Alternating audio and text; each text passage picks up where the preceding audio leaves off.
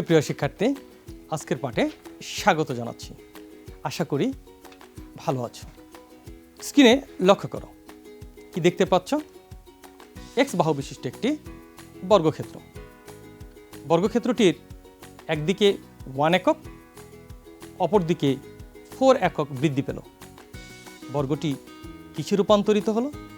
হ্যাঁ, বর্গটি আয়তক্ষেত্রে রূপান্তরিত হলো। তাহলে আয়তক্ষেত্রটির দৈর্ঘ্য ও প্রস্থ কত? আয়তক্ষেত্রটির দৈর্ঘ্য x+4 একক এবং প্রস্থ x+1 একক। তাহলে আয়তক্ষেত্রটির ক্ষেত্রফল কত? আয়তক্ষেত্রটির ক্ষেত্রফল x+4 × x+1 বর্গ একক। আয়তক্ষেত্রটির ক্ষেত্রফল 54 বর্গ একক হলে x+4 × x+1 ইকুয়াল কত? x+4 × x+1 equal 54। তাহলে এটি কোন ধরনের সমীকরণ? হ্যাঁ, এটি একটি এক চলক বিশিষ্ট দ্বিঘাত সমীকরণ। প্রিয় শিক্ষার্থী, এতক্ষণে তোমরা নিশ্চয়ই বুঝতে পেরেছ আজ আমাদের আলোচনার বিষয় কি হতে পারে। আজকের পাঠ থেকে যা শিখব, বাস্তবভিত্তিক বিভিন্ন সমস্যার দ্বিঘাত সমীকরণ গঠন ও তার সমাধান। প্রিয় শিক্ষার্থীরা, চলো একটি বাস্তবভিত্তিক সমস্যার দ্বিঘাত সমীকরণ গঠন করে তার সমাধান করি। এবার তোমরা স্ক্রিনে সমস্যাটি লক্ষ্য করো। একটি আয়তাকার ঘরের মেঝের ক্ষেত্রফল 192 বর্গমিটার। মেঝের দৈর্ঘ্য 4 মিটার কমলে ও প্রস্থ 4 মিটার বাড়লে ক্ষেত্রফল অপরিবর্তিত থাকে। মেঝের দৈর্ঘ্য ও প্রস্থ নির্ণয় করো। বাস্তবভিত্তিক সমস্যার সমাধানের ক্ষেত্রে আমাদেরকে সমস্যাটি বারবার পড়তে হবে এবং আমাদের কাছ থেকে কি জানতে চাওয়া হয়েছে সেটি বুঝতে হবে। আমাদের এখানে জানতে চাওয়া হয়েছে মেঝের দৈর্ঘ্য ও প্রস্থ নির্ণয় করো। আমরা যেটি জানতে চাওয়া হয় সেটিকে চলকের মাধ্যমে ধরে নিতে হয়। তাহলে আমরা মেঝের দৈর্ঘ্য ও প্রস্থকে চলকের মাধ্যমে প্রকাশ করি। আমরা ধরি কক্ষটির দৈর্ঘ্য x মিটার। তাহলে কক্ষটির প্রস্থ সমান লিখব 192/x মিটার। 192/x মিটার কেমন করে লিখলাম? যেহেতু 192 হচ্ছে মেঝেটির ক্ষেত্রফল, আমাদের দৈর্ঘ্য ধরেছি x, তাই প্রস্থ হবে 192/x মিটার। আবার 4 মিটার কমলে দৈর্ঘ্য হবে তাহলে কত? 4 মিটার কমলে দৈর্ঘ্য হবে x-4 মিটার এবং 4 মিটার বাড়লে প্রস্থ হবে 192/x+4 মিটার। তাহলে আমরা দৈর্ঘ্য এবং প্রস্থের গুণফল থেকে ক্ষেত্রফল পাই, তাই প্রশ্ন মতে আমরা লিখতে পারি x-4 × 192/x+4 ইকুয়াল 192। আমরা এবার এই সমীকরণটির সমাধান করব। সমাধানের ক্ষেত্রে একটু লক্ষ্য করো, আমাদের সমীকরণটি হলো x-4 × 192/x+4 ইকুয়াল 192। প্রথমে আমরা x দ্বারা গুণ করব।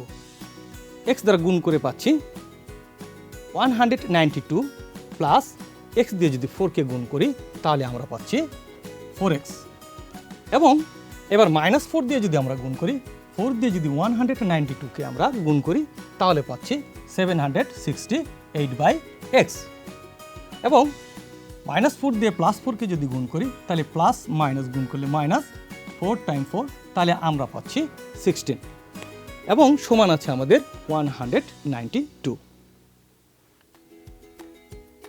এবার আমরা পক্ষান্তর করব।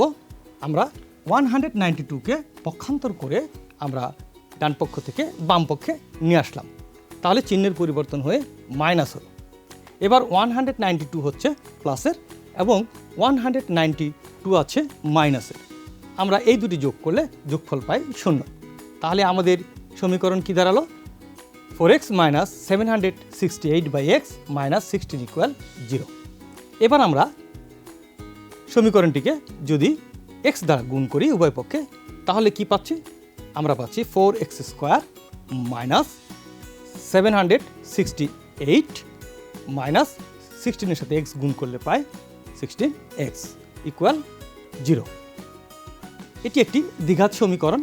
আমরা এই সমীকরণে দেখতে পাচ্ছি যে উভয় পক্ষকে যদি আমরা 4 দিয়ে ভাগ করি তাহলে আমাদের সমীকরণটি কিন্তু ছোট হবে। আমরা সমীকরণটিকে ছোট করার জন্য 4 দ্বারা উভয় পক্ষকে ভাগ করলাম। তাহলে ভাগ করলে কি দাঁড়ায়? আমরা যদি এখানে ভাগ করি 4x² যদি 4 দিয়ে ভাগ করি তাহলে আসে x²। 768 যদি আমরা 4 দিয়ে ভাগ করি তাহলে আসে 192 এবং 16 যদি আমরা 4 দিয়ে ভাগ করি তাহলে পাই 4x ইকুয়াল 0। আমরা এবার সমীকরণটিকে যদি একটু সাজাই তাহলে কি দাঁড়ায়? x² - 4x - 192 equal 0। আমরা এইটি একটি দ্বিঘাত সমীকরণ পেয়ে গেলাম। দ্বিঘাত সমীকরণ সমাধান করতে হলে আমাদেরকে উৎপাদকে বিশ্লেষণ করতে হয়। চলো আমরা এবার দ্বিঘাত সমীকরণটিকে উৎপাদকে বিশ্লেষণ করি। আমরা মধ্যপদ বিশ্লেষণ করে পেলাম, অর্থাৎ 4x-কে আমরা যদি বিশ্লেষণ করি তাহলে পাচ্ছি x² - 16x + 12x - 192 ইকুয়াল 0। আমরা যদি প্রথম x² - 16x থেকে যদি x কমন নেই তাহলে আমরা পাবো x × x - 16 এবং 12x - 192 থেকে যদি আমরা 12 কমন নেই তাহলে পাবো x - 16 ইকুয়াল 0। এবার আমরা দেখো যে এই সমীকরণের বামপক্ষে দেখো দুটি পদ আছে। এবার x - 16 এবং এই পদেও আছে x - 16। আমরা এবার এই রাশি দুটি থেকে যদি আমরা x - 16 কমন নেই তাহলে পাই x - 16 কমন গেলে আমরা প্রথম রাশি থেকে পাই x এবং এই পদটি থেকে পাই আমরা এখানে x - 16, এখানে x - 16 কমন, তাহলে এই পদ থেকে আমরা পাচ্ছি 12, অর্থাৎ x - 16 × x + 12 ইকুয়াল 0। এখানে দুটি পদের বা দুটি রাশির গুণফল কিন্তু আমাদের এখানে 0। তাহলে আমরা লিখতে পারি x - 16 equal 0। x - 16 equal to 0, তাহলে x এর মান আমরা কত পাই? আমরা যদি 16-কে যদি পক্ষান্তর করে দিই তাহলে আমরা পাচ্ছি x ইকুয়াল 16। আবার আমরা x + 12 ইকুয়াল কিন্তু 0 পাই, তাহলে আমরা লিখতে পারি x + 12 ইকুয়াল 0। এখান থেকে যদি আমরা চলক x এর মান বের করি তাহলে আমরা পাচ্ছি x ইকুয়াল -12। কিন্তু যেহেতু x -12 আমরা কিন্তু x কি ধরেছিলাম? আমরা কিন্তু x দৈর্ঘ্য ধরেছিলাম। যেহেতু দৈর্ঘ্য ঋণাত্মক হতে পারে না তাই আমরা দৈর্ঘ্য হিসাবে -12-কে গ্রহণ না করে আমরা গ্রহণ করছি দৈর্ঘ্য ইকুয়াল 16 মিটার। এবং প্রস্থ হিসাবে পাচ্ছি যেহেতু আমাদের ছিল 192/x, এখন আমরা তাহলে দিব 192/x এর জায়গায় দিব 16। আমরা যদি ভাগ করি তাহলে আমাদের ভাগফল হবে 12 মিটার। তাহলে আমাদের নির্ণয় দৈর্ঘ্য হচ্ছে 16 মিটার এবং প্রস্থ হচ্ছে 12 মিটার। এটি হচ্ছে আমাদের আজকের ঘরের দৈর্ঘ্য এবং প্রস্থ। প্রিয় শিক্ষার্থী, চলো আরেকটি বাস্তবভিত্তিক সমস্যার সমাধান করি। স্ক্রিনে সমস্যাটি লক্ষ্য করো।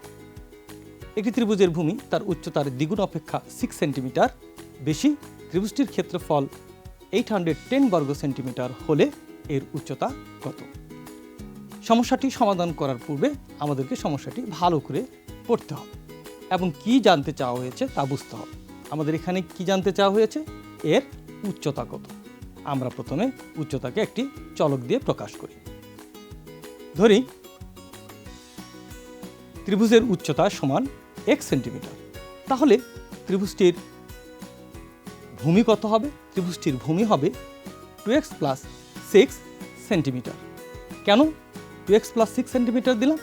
বলা আছে ত্রিভুজটির উচ্চতা তার দ্বিগুণ অপেক্ষা 6 সেন্টিমিটার বেশি। তোমরা চিত্রে লক্ষ্য করো, দেখো এর ভূমি ধরেছি 2x + 6 সেন্টিমিটার এবং উচ্চতা হলো x সেন্টিমিটার। ত্রিভুজের ক্ষেত্রফলের সূত্র অনুসারে আমরা জানি যে ত্রিভুজের ক্ষেত্রফল সমান হাফ গুণন ভূমি গুণন উচ্চতা। আমরা এই সূত্রটি প্রয়োগ করে আমরা লিখতে পারি হাফ × 2x + 6 × x ইকুয়াল 810। আমরা একটি সমীকরণ তৈরি করলাম। আমরা এই সমীকরণটি এবার সমাধান করি। প্রশ্ন মতে তাহলে আমরা লিখেছিলাম হাফ × 2x + 6 × x ইকুয়াল 810। আমরা এখানে প্রথমে দেখো, এখানে 2x প্লাস 6 ছিল। আমরা এই 2x প্লাস 6 থেকে আমরা কি কমন নিলাম? আমরা দেখো 2 কমন নিয়েছি। কমন নিয়ে পেয়েছি কত? x plus 3। এবার বাকি যা যেভাবে ছিল আমরা সেভাবেই রেখে দিয়েছি। এখন লক্ষ্য করো, আমরা এই 2 এবং এই 2 কিন্তু আমরা ক্যান্সেল করতে পারি। আমরা এই ক্যান্সেল করে পেলাম কি? x প্লাস 3 ইন্টু x সমান 810। এবার আমরা এই গুণটি সম্পন্ন করব। আমরা গুণটি যদি সম্পন্ন করি তাহলে কি দ্বারা? x দিয়ে xকে যদি গুণ করি তাহলে আসে x স্কোয়ার। এক্সের সাথে যদি আমরা 3 গুণ করি 3x। আমরা এবার 810কে পক্ষান্তর করে পেয়েছি -810 ইকুয়াল 0। আমরা এটি একটি দ্বিঘাত সমীকরণ পেলাম। এই দ্বিঘাত সমীকরণটিকে আমরা এবার উৎপাদকে বিশ্লেষণ করে তারপর চলকের মান বের করব। তাহলে চলো আমরা দ্বিঘাত সমীকরণটির সমাধান করার জন্য উৎপাদকে বিশ্লেষণ করি। আমরা মধ্যপদ বিশ্লেষণ করে পাই x square plus 13x minus 27x minus 810 equal 0। আমরা যদি প্রথম দুই পদ থেকে কমন নিই তাহলে কি কমন নিচ্ছি? x কমন নিলে থাকে x প্লাস 13, এবং পরের দুই পদ থেকে যদি আমরা 27 কমন নিই তাহলে পাই x প্লাস 13 ইকুয়াল 0। আমরা এবার যে দুটি পদ তৈরি হলো, আমরা এখানে কমন নিতে পারি x প্লাস 13, কিন্তু আমরা কমন নিতে পারি। তাহলে x প্লাস 13 যদি কমন নেই তাহলে পাচ্ছি x plus 13 into x minus 27 equal 0। আমরা এই গুণফল থেকে আমরা কিন্তু লিখতে পারি যে x প্লাস 13 ইকুয়াল 0, এবং এই সমীকরণ থেকে এবার x এর মান আমরা কিন্তু পেই x ইকুয়াল -13, এবং আরেকটি আছে আমাদের x মাইনাস 27 ইকুয়াল আমরা 0 পাই। অথবা তাহলে আমরা লিখতে পারি x মাইনাস 27 ইকুয়াল 0। এখান থেকেও আমরা x এর চলকের মান যদি বের করি তাহলে পাই x ইকুয়াল 27। আমাদের যেহেতু দৈর্ঘ্য ঋণাত্মক হতে পারে না, তাই আমরা ঋণাত্মক মান পরিহার করে আমরা চলক x অর্থাৎ -13 গ্রহণ করব না, আমরা নিব x ইকুয়াল 27। আমরা ধরেছিলাম আমাদের ত্রিভুজের উচ্চতা x, তাই আমাদের ত্রিভুজটির নিম্ন উচ্চতা হচ্ছে 27 সেন্টিমিটার। প্রিয় শিক্ষার্থী, আজকের পাঠ থেকে আমরা বাস্তবভিত্তিক বিভিন্ন সমস্যার দ্বিঘাত সমীকরণ গঠন ও তার সমাধান শিখেছি। চলো আজকের পাঠে নিজেকে যাচাই করি। এক্সকে চলক ধরে square x plus b equal 0 সমীকরণটির ঘাত নিচের কোনটি? ক 3, খ 2, গ 1, ঘ 0। উত্তর গ। X square minus x minus 12 equal 0 সমীকরণের মূলদ্বয় নিচের কোনটি? ক 3, 4, খ 3 minus 4, গ 3, 4, ঘ -3 -4। উত্তর গ। সুপ্রিয় শিক্ষার্থী, আজ তাহলে এ পর্যন্তই। আবার দেখা হবে নতুন কোনো পর্বে। সুস্বাস্থ্য ও শুভকামনায় এখানেই শেষ করছি। ধন্যবাদ।